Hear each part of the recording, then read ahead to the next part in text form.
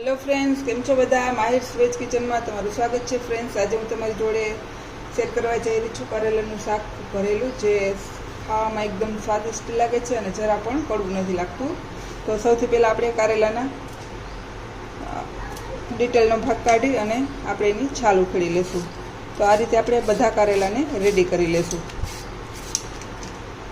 हवे आ रीते छाल उखेड़ी लीधा पछी आपणे एने पिलरनी मददथी अंदरनो भाग छे बधो बहार काढी लेशुं अने एने एक डिशमां जमा करशुं, कारण के आपणे स्टफिंग करशुं एमां पण एनो यूज करशुं। तो आ रीते आपणे बधा कारेलाने अंदरथी साफ करी लेशुं।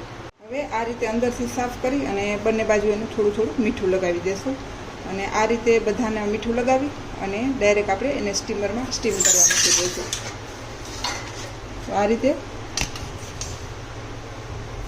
आपणे बधाने स्टीम करवा मूकी देशुं। हवे ढाकी अने ज्यां सुधी कारेला एकदम सरस बफाई जाय त्यां सुधी एने थवा देशुं।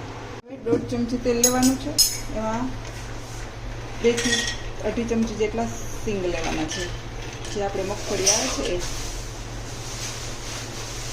थोड़ी वार हलाववाना। आ रीते बनावजो, सब्जी खूब ज सरस बने छे। हवे सींग थोड़ी आ रीते शेकाय એટલે એમાં આપણે 2 થી 2.5 ચમચી જેટલું કોપરાનું છીણ, 1/2 ચમચી વરિયાળી, 1/2 ચમચી તલ, 1/2 ચમચી ધાણા અને 1/2 ચમચી જીરું આ બધું આમાં એડ કરી દેશું અને એને બધાને પણ શેકી લેશું। પછી જે આપણે કારેલાના અંદરનો ભાગ કાઢ્યો એમાંથી જે બી વાળો ભાગ હોય એને બહાર જવા દેવાનો છે, બાકી અંદર લઈ લેશું એને પણ આપણે શેકી લેવાનું છે। હવે થોડી સરસ સ્મેલ આવવા માંડે ત્યાં સુધી એને શેકી લેશું। કોપરા અને સિંગની છે એકદમ સરસ સ્મેલ આવશે। હવે આ સ્ટેજ ઉપર આપણે 7-8 કળી જેટલું લસણ એડ કરી દઈશું। સૂકા મસાલામાં થોડી હળદર, લાલ મરચું પાવડર તમારા તીખાસ મુજબ હું અત્યારે 2 ચમચી લઉં છું, ધાણા જીરું પાવડર 2 ચમચી અને સ્વાદ મુજબ મસાલાના ભાગનું કારેલામાં આપણે ઓલરેડી મીઠું લગાવ્યું છે એટલે મસાલાના ભાગનું 1 ચમચી મીઠું એડ કર્યું અને ફરી પાછું એને થોડું હલાવી લેશું। એકદમ ધીમા ગેસ પર આને શેકવાનું છે, જેથી કરીને આપણા મસાલા પણ બળે નહીં અને સરસ એવી સ્મેલ આવે। આ સ્ટેજ ઉપર મોટી ચમચી ભરાય એટલો ગોળ, કારેલા થોડા કડવા હોય છે એટલે થોડો ગોળ આપણે વધારે એડ કરશું।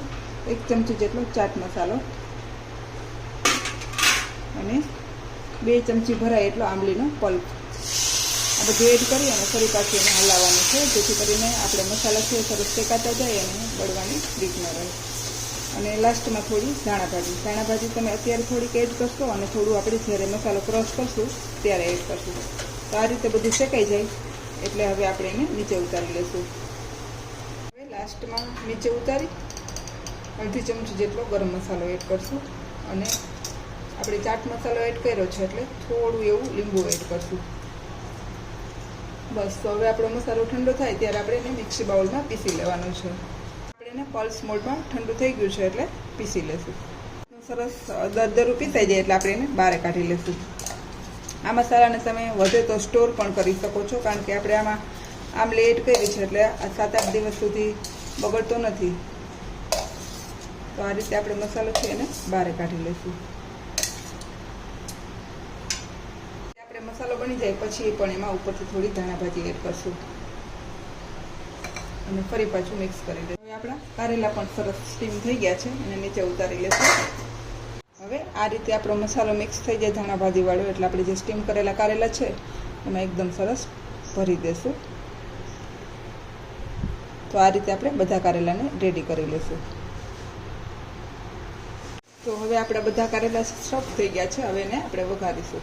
એક વાસણમાં મેં 2.5 ચમચા જેટલું તેલ લીધું છે, મોટા ચમચા ખરા એટલે એમાં આપણે જીરું એડ કરીશું।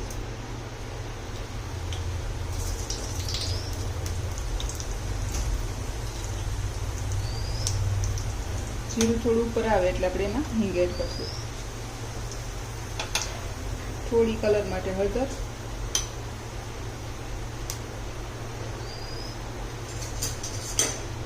અને ડાયરેક્ટ હવે આપણે આપણા કારેલા એડ કરી દઈશું।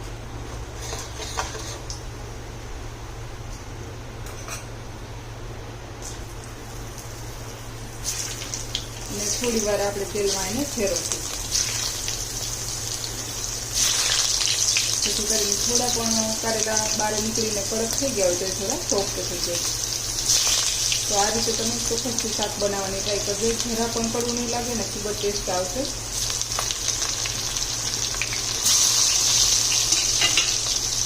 આપણે એને ચમચાથી નથી હલાવવાનું, એમ જ હલાવી લેશું.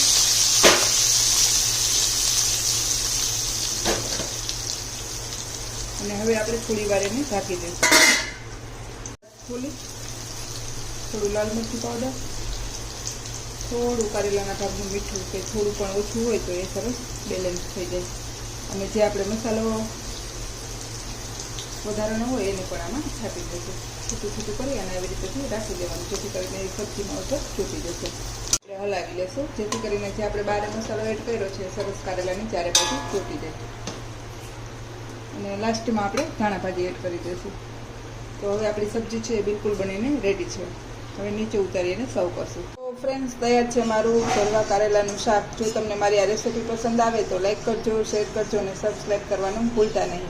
ચોક્કસથી આ રેસીપી બનાવવાની ટ્રાય કરજો. Thank you, by.